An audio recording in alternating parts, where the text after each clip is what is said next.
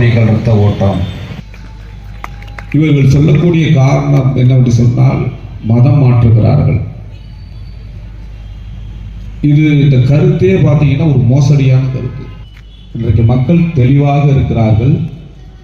ஒரு மதத்திலே இருக்கக்கூடியவர் இன்னொரு மதத்திற்கு போக வேண்டும் சொன்னால் சிந்தித்து செயல்பட்டு அந்த கருத்தை நன்றாக உள்வாங்கி விருப்பப்பட்டா போறாங்க.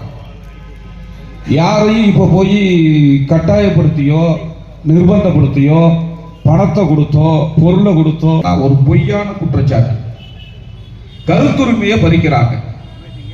எப்படி அன்றைய தினம் இயேசுநாதர் மீது என்ன குற்றச்சாட்டு வைக்கப்பட்டது?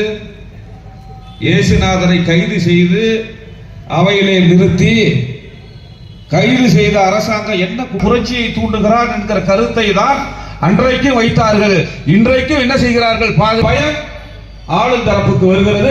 அதனால் தான் இரண்டு சகோதரிகளையும் இன்றைக்கு சிறை வைத்திருக்கிறார்கள். அன்றைக்கு இருப்பதை விட ஒரு தீண்ட தகாதவனாக இருப்பதை விட ஒரு புலையனாக இருப்பதை விட ஒரு பல்லனாக இருப்பதை விட ஒரு பறையனாக இருப்பதை விட ஒரு கிறிஸ்துவனாக இருக்கலாம், ஒரு இஸ்லாமியனாக இருக்கலாம். நாங்கள் வரவேற்கிறோம். பெரியார் சொன்னார், நீ இந்து மதத்திலே தாசி மகனாக தேவடியால் மகனாக இருப்பதை விட நீ சுயமரியாதை உள்ள மனிதனாக நீ போய் மாற்று மதத்துக்கு போன்னு பெரியார் சொன்னார். கொடுமையான ஒரு படுகொலை நடந்திருக்கிறது.